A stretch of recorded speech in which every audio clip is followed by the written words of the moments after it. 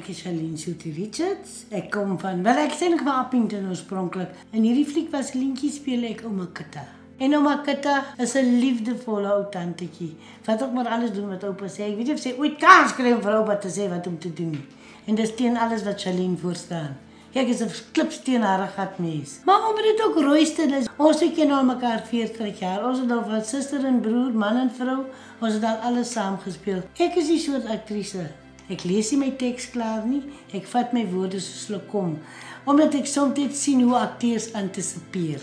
Weet jy dat ek nog nie was 'n liedjie gelees het, ek sê dit nou vir jou openbloot. Ek wil hê, as ek wil verhoog staan, en ek glo dis 'n appel, sal ek so glo dis 'n appel, dat ek jou gaan laat glo dis 'n appel.